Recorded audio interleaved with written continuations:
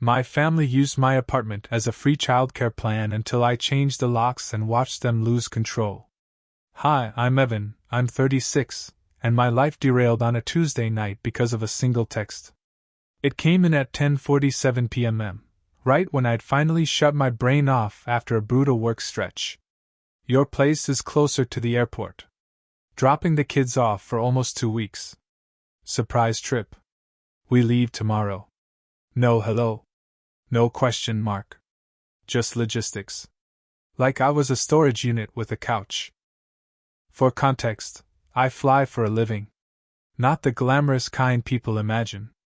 It's red-eye schedules, missed holidays, and sleeping in places that all smell vaguely like industrial carpet cleaner. On paper, I'm the successful one in my family. Good job, decent apartment, no kids. Which in my family translates to available. I stared at the message, reread it, then noticed the typing bubble pop up again. Mom has your spare key. She said it's fine? That's when the tiredness disappeared and something colder slid in. Because that sentence didn't just assume I'd say yes. It assumed my home wasn't really mine. I was still standing in my kitchen, shoes half off, when my phone buzzed again, this time from my mother. Don't start drama. Family helps family. I laughed once, short and humorless, alone in my one-bedroom apartment that suddenly felt very, very small. What they didn't know, what I didn't even fully know yet, was that this was the exact moment something in me snapped clean instead of bending again. And once that happens, there's no going back. I didn't answer right away. That alone was new. Normally, I'd already be calculating how many flights I could swap, which neighbor I could beg for help, how little sleep I could survive on. I'd already be fixing their problem before they finished explaining it. Instead, I set my phone face down and stood there, listening to the refrigerator hum like it was the only thing keeping the place alive. Let me rewind a little. I'm the oldest. Always have been, always will be. My sister Mara is 33, has 4 kids, a husband who's between opportunities, and a talent for turning every crisis into a group project where I do most of the work. My mom treats sacrifice like a competitive sport. My dad stays quiet enough to pretend neutrality is the same thing as innocence. Growing up, I was the dependable one. The kid who didn't need much. The one who figured things out. That label sticks. It hardens. Eventually, it becomes a role you're punished for stepping out of. By my late 20s, the asks were constant but always wrapped in sweetness. Just until next paycheck.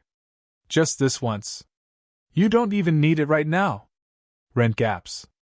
School fees. Emergency repairs. Babysitting that turned into entire weekends.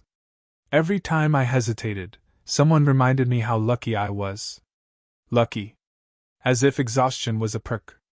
As if being child-free meant being obligation-free to myself. Back in the present, my phone lit up again. Group chat this time. Mom, why aren't you answering? Mara, Evan, don't make this weird. The kids are excited. Mom, we already told them. That line hit harder than it should have. We already told them. Not asked? Not checked. Told. I picked the phone up and typed slowly, deliberately. I can't do this. I'm not even going to be in town. 3 dots appeared immediately. You're overreacting. They'll mostly be asleep when you're gone. Mom said she'll help. Help how? From my couch? With my spare key? That's when Mara sent the message that flipped the switch completely. Relax. If you're not there, we'll just let ourselves in. I felt my stomach drop. Not anger yet. Not panic. Clarity. Because that wasn't family helping family. That was trespassing with confidence. I opened my contacts and scrolled, not to Mara, not to my mom, but to the building's front desk. My thumb hovered for half a second. Then I hit call. The front desk answered on the second ring. Good evening, this is Alex. Hey, Alex. This is Evan in 9C, I said, surprised by how calm my voice sounded. Quick question about access. There was a pause, the kind where someone straightens up because they hear that tone. Of course, sir. I need my locks changed first thing in the morning. And I need a note added: no one gets into my apartment without me. No exceptions. Another pause. Shorter this time. Understood.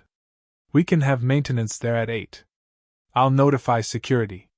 Thank you, I said, then hesitated. My family may show up claiming I approved it. He let out a soft, knowing breath. Happens more than you'd think. We'll follow your instructions. When the call ended, my hands started shaking. That's when my mom called. I answered, already bracing myself. What is wrong with you? She snapped, skipping hello entirely. Your sister finally gets a break and you're acting like this? I'm acting like an adult with a job, I said. I can't take 4 kids for almost 2 weeks. That's not babysitting. You're barely home anyway. She shot back. What difference does it make? That sentence landed like a slap.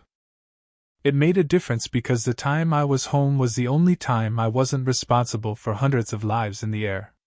Because rest isn't optional when you're exhausted, it's survival. I'm saying no, I said carefully. Silence. Then, quieter and sharper. We already told the kids, Evan. There it was again. The leverage. The guilt weaponized. I didn't agree, I said. And I'm changing my locks. Her voice dropped to a whisper. You wouldn't dare. I already did. She inhaled sharply, like I'd knocked the air out of her. After everything we've done for you. That phrase, everything we've done, used to crush me. This time it didn't. I've sent Mara tens of thousands over the years, I said. I've rearranged my life. I've covered emergencies that weren't emergencies. This stops now. She exploded. You're selfish. You've always been selfish. Money has ruined you. I almost laughed. No, I said. Fear did. And I'm done being scared. When I hung up, my phone buzzed nonstop. Messages stacked. Missed calls. Accusations. Guilt. Threats dressed up as concern. I didn't answer any of them. I lay down fully dressed on top of my bed and stared at the ceiling until sleep finally took me. The locks were scheduled for 8. They were planning to arrive around 10. None of us knew yet that the real confrontation wouldn't be over text. It would be in the lobby. Maintenance finished right on time. New locks. New keys. One quiet click that felt louder than anything I'd said on the phone the night before. I was walking back from grabbing coffee when I saw them. All of them. My sister Mara, her husband, my mother, and 4 kids orbiting 6 overstuffed suitcases like confused moons. They were planted directly in front of the front desk, voices already raised. I slowed down.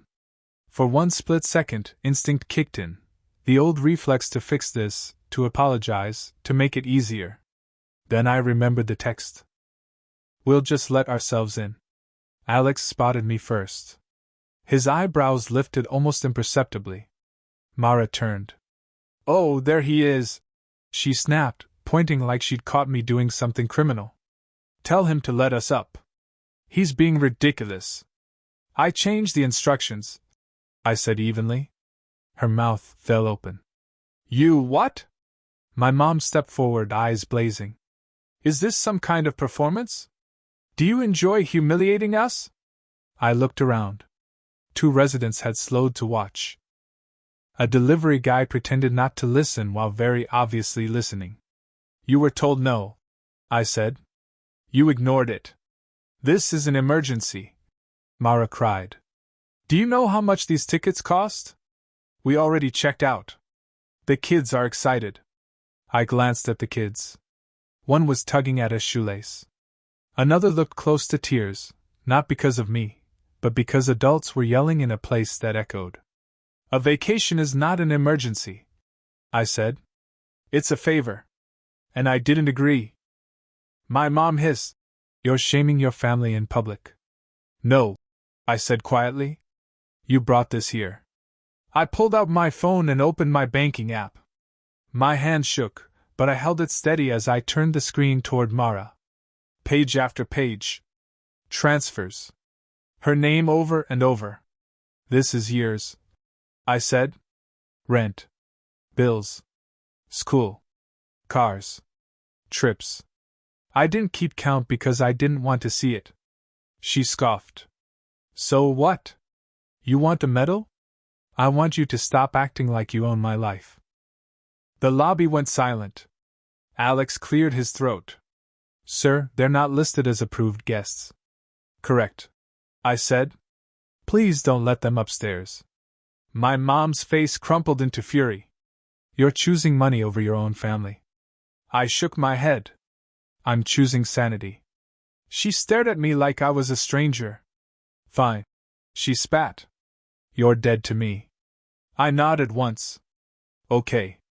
They left in chaos, kids whining, suitcases scraping marble, doors slamming harder than necessary. The lobby felt empty afterward, like the pressure had finally equalized. It hurt. But beneath the hurt was something I hadn't felt in years. Relief. They still went on the trip. I found out 3 hours later, scrolling mindlessly while waiting for a ride to the airport. There she was, Mara, oversized sunglasses, tropical drink in hand, ocean so blue it looked fake. Caption. Finally breathing again. The kids were tagged somewhere else. So much for no backup plan. I stared at the screen longer than I should have, then laughed, not because it was funny, but because it was so predictable it almost felt scripted. That night, my mom sent a text. You humiliated us. Your father is furious. I hope your empty apartment keeps you warm. I put my phone on Do Not Disturb for the first time in my life. The silence that followed was unsettling. No requests. No emergencies. No guilt disguised as concern. At first, it felt like phantom limb syndrome. I kept reaching for my phone, expecting it to vibrate. My brain was so used to being on call for other people's chaos that the quiet felt wrong. Then it started to feel good. On my next day off, I slept until my body decided to wake up. Not an alarm. Not a crisis. Just rest. I made a real breakfast. I sat on my balcony with coffee and realized no one was going to interrupt me. I booked a massage on impulse. When the receptionist told me the price, my stomach tightened automatically. My brain started converting it. That's groceries for the kids. That's half a utility bill. Then I stopped. It was my money. From my job. For my body that had been running on fumes for years. Yeah, I said. That works. Afterward, my shoulders felt lighter, but so did something deeper. That's when the backlash started. A cousin I barely spoke to messaged me, "Hey, is everything okay with your mom?" I checked social media. There it was. One of those posts. The kind written to look vague but hit like a missile. Some parents give everything to their children and receive cruelty in return. Imagine raising a son who values money over family. Hundreds of likes. Dozens of comments. Heart emojis. Prayers. For a moment, shame burned hot. I almost typed a response. Almost listed every transfer, every sacrifice, every night I'd rearranged my life for them. Instead, I closed the app. You can't argue with a narrative someone profits from. A week later, my aunt called me quietly, like she didn't want the walls to hear. "For what it's worth," she said, "you did the right thing." That call changed more than she knew. Because it made me realize something important. Me saying no didn't destroy my family. It just exposed a system that only worked when I kept saying yes. I started therapy. I'd been telling myself for years that I didn't have time, which was ironic considering how much time I spent managing everyone else's problems. I found a therapist who worked online, someone I could talk to between flights and time zones. In the first session, I told her everything: the money, the guilt, the lobby scene, the spare key, the trip. She listened without interrupting, then said, "You know this isn't just family stress, right?" I shrugged. "Isn't this just what happens when you're the oldest?" "No," she said gently. "This is parentification. Financial and emotional. They turned you into a safety net before you were old enough to consent. That word stuck with me. Safety net. I wasn't a son. I was a contingency plan. Once I had language for it, the fog started to lift. I canceled the automatic transfer I'd set up, just in case. I closed the emergency credit card my mom had convinced me was for the kids. I rewrote my will, quietly, without announcements. My savings account started growing for the first time in years. A few weeks later, I did something that felt almost illegal. I booked a trip for myself. Not as crew. No uniform. No responsibilities. Just me, a quiet place near the water, and no one else's needs. Standing in the boarding line with my own suitcase felt strange. I kept expecting someone to call, to need something, to pull me back into orbit. No one did. While I was gone, my dad called. Just once. He cleared his throat the way he always did before uncomfortable conversations. "Your mother's very upset," he said. "I know." A pause. Then, quieter. "I also know how much you've helped your sister. I've seen the statements." That stopped me. "I should have said something sooner," he admitted. "I didn't." It wasn't a full apology. But it was the first acknowledgement I'd ever gotten. "Take care of yourself," he said before hanging up. When I got home, life was calmer. No emergencies. No late-night texts. No one treating my time like community property. 6 months passed before my sister finally reached out. The message was short. "Hey. I'm not asking for money." I exhaled, realizing I'd been holding my breath. "We figured some things out. It was hard. But we did." Another pause. "I shouldn't have tried to dump the kids on you like that. It wasn't perfect. It wasn't an apology carved in stone. But it was real. And it proved something I'd been afraid to test. Saying no hadn't destroyed them. It forced them to grow." After that message, something shifted. Not dramatically. Not magically. Just quieter. My sister stopped reaching for my wallet first. My mom stopped calling entirely. At first, that hurt more than I expected. Silence can feel like punishment when you've been trained to earn love through usefulness. But over time, I realized something uncomfortable and freeing. The relationship only existed in constant contact because I was funding it. Without that, there wasn't much left to argue over. On long night flights, when the cockpit was dark and the autopilot hummed, I replayed my mom's words in my head. "You're dead to me." I'd been terrified that sentence would haunt me forever. Instead, therapy helped me see it clearly. It wasn't a curse. It was a threat meant to pull me back into line. And when it didn't work, it lost its power. I started building a life that didn't revolve around managing reactions. I made friends who didn't know my family history and didn't expect me to fix anything. I spent holidays in places where no one argued over seating charts or money. I learned how to rest without guilt, which sounds simple until you realize how revolutionary it felt. One night, months later, I found the spare key. The old one. Tucked in the back of a drawer I hadn't opened in years. I held it for a long moment, then dropped it into the trash. That small, quiet act felt bigger than the lobby confrontation. Because it wasn't reactive. It was deliberate. I wasn't locking anyone out. I was locking myself back in. "Hi, it's still Evan. And here's the part no one tells you about setting boundaries. The world doesn't end. Your family doesn't collapse into chaos. The people who said they needed you find other solutions. The emergencies shrink. The drama moves on to a new stage without you in the spotlight. What does change is the quiet. At first, it feels empty. Then it starts to feel peaceful. My relationship with my family is distant now. Polite. Controlled. I'm no longer the first call when something goes wrong, and that used to terrify me. Now it feels like freedom. My sister budgets. My parents manage their own expectations. No one has my spare key. No one assumes my home is public property. And I finally understand something that took me most of my life to learn. Family helps family isn't supposed to mean one person pays forever. It's not a blank check. It's not consent by birth order. And it's definitely not love if it only shows up when you say yes. I didn't lose my family. I lost my role as their safety net. And in exchange, I got my life back.